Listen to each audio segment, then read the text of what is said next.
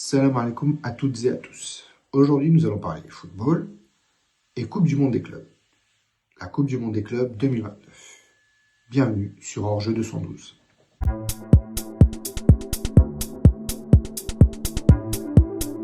Aujourd'hui, le célèbre tabloïd anglais, The Guardian, nous informe que le Maroc, accompagné de l'Espagne, semble être les favoris pour organiser cette compétition qui aura lieu en 2029, un an avant la Coupe du Monde des Nations. Le Maroc et l'Espagne se joignent donc pour réaliser une des plus belles Coupes du Monde des clubs, comme ils le souhaitent et comme ils le disent. Bien entendu, même s'ils sont favoris, il y a d'autres nations, notamment le Brésil, qui souhaitent également s'offrir cette édition.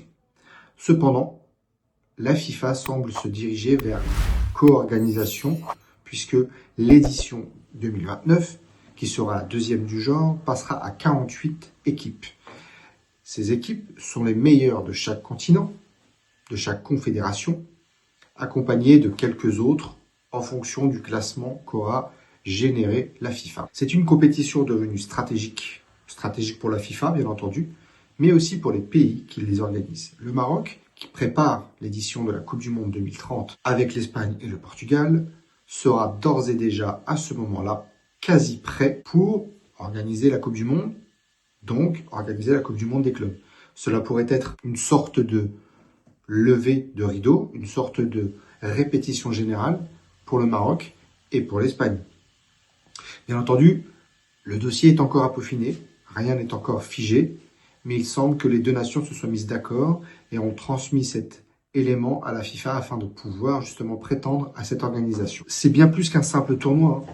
Comme je vous l'ai dit, c'est un test grandeur nature pour l'édition 2030 de la Coupe du Monde qui se jouera sur les 3 pays, même si le Portugal ne fera pas partie de la Coupe du Monde des clubs 2029 dans son édition d'organisation. Et le Maroc, en plus de l'Espagne, mais en tout cas le Maroc, dispose d'arguments solides en ce sens. Avec les infrastructures, comme on a pu le voir lors de la Coupe d'Afrique des Nations 2025, il y a déjà des stades existants, d'autres qui sortent de terre et d'autres qui seront d'ici là restylés et remis au goût du jour. Le développement du pays, lui, continue son bonhomme de chemin, avec le réseau ferroviaire à grande vitesse qui va se prolonger jusqu'à certaines villes qui, eux, recevront des matchs de la Coupe du Monde 2030 et potentiellement des matchs de la Coupe du Monde des clubs. Il y a donc l'extension aussi des capacités aéroportuaires et une offre hôtelière croissante. Tout ceci joue en faveur de la candidature du Maroc et les investissements ne sont pas prêts de s'arrêter justement en ce sens. On pense forcément que le Maroc part favori, puisque l'idée de s'adjoindre les services de l'Espagne pourrait aider en ce sens, avec 48 équipes qui seraient sur le pont, sur la Seine. Forcément, ça ajoute des difficultés techniques, notamment en termes d'infrastructures, d'hôtels, comme on a pu le dire tout à l'heure. Donc le Maroc avance des arguments en étant plus pragmatique et plus réfléchi. Et le fait de la co-organiser avec l'Espagne, qui elle aussi bénéficie de tout un écosystème et d'infrastructures déjà existantes ou qui seront quasiment terminées à ce moment-là, tout comme le Maroc, fait de cette co-organisation une vraie force pour les deux pays. Et réaliser toutes ces améliorations en vue de la Coupe du Monde 2030 offre aussi cette possibilité pour 2029. Donc, les investissements seront rentabilisés sur plusieurs éditions. Alors, pour le Maroc, sur 3 éditions, entre la Coupe d'Afrique des Nations qui vient de se passer, la Coupe du Monde des clubs potentiellement et la Coupe du Monde 2030. Voire même la Coupe d'Afrique des Nations 2028, puisque la Confédération africaine de football peine à trouver quelqu'un de crédible pour l'organiser et que on commence à entendre des petits bruits de couloir par rapport au fait que on demanderait au Maroc de rééditer les choses en 2028. Pour l'instant, focalisons-nous sur ce qui est en bonne voie. Donc la Coupe du Monde des clubs 2029 semble être une des choses qui pourrait être potentiellement réalisable par le Maroc avant la Coupe du Monde 2030 qui elle est actée, qui sera donc au Maroc. Cette co-organisation permettrait donc une complémentarité logistique, comme je vous le disais tout à l'heure, avec 2 pays qui sont somme toute assez près déjà et qui pourraient l'être encore davantage. Une attractivité touristique renforcée, 2 pays très touristiques, côte à côte, et qui adjoindraient leurs forces pour pouvoir permettre la plus belle expérience touristique, footballistique, pour l'ensemble des personnes qui viendraient suivre cette édition 2029. Et c'est une passerelle naturelle, donc comme on le connaît, entre l'Afrique et l'Europe. Et encore une fois, donner cette image d'unité dans le football est, je pense, l'une des plus belles choses qui puissent se faire. Maintenant, forcément, le Brésil a des arguments, mais seul face à, on va dire, aujourd'hui des mastodontes dans l'organisation, semble être assez compliqué. On a pu voir que l'édition de la Coupe du Monde au Brésil a été, somme toute, assez compliquée en termes de justement d'infrastructures et de logement et l'après Coupe du Monde aussi par rapport à tout ce qui a pu être réalisé. Maintenant, même si cette concurrence existe bel et bien, le Maroc et l'Espagne ont des arguments réels à faire valoir, avec notamment cette préparation pour la Coupe du Monde. Et je pense que la FIFA pourrait y voir aussi une bonne chose, enfin de se dire que 2 nations qui déjà préparent la Coupe du Monde à 1 an de cette échéance, préparent tout cela, pourrait justement leur servir doublement, aussi bien pour la FIFA, puisque rentrée d'argent significative par rapport à cette possibilité de réaliser doublement un investissement sur ces infrastructures et sur l'ensemble des préparatifs qu'aura fait le Maroc et l'Espagne.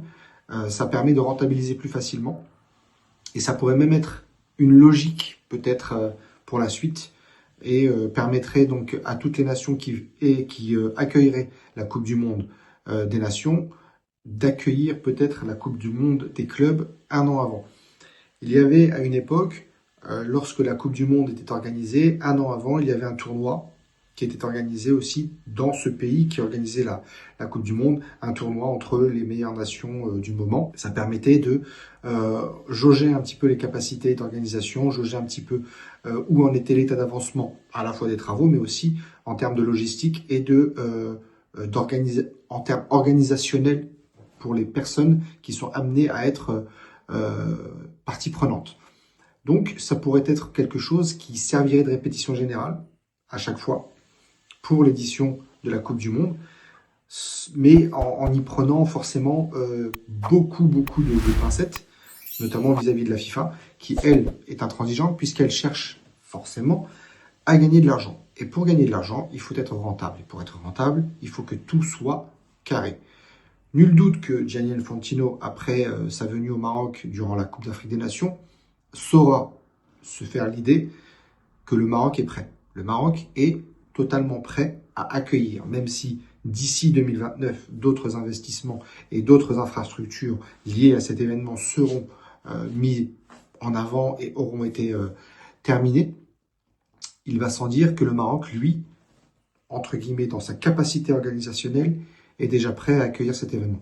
Donc, ce que nous apprend aujourd'hui The Guardian, c'est que le Maroc est vraiment tout bonnement le favori, accompagné de l'Espagne bien entendu, qui justement permet au Maroc d'être encore plus favori. Il faut l'avouer, il faut être objectif.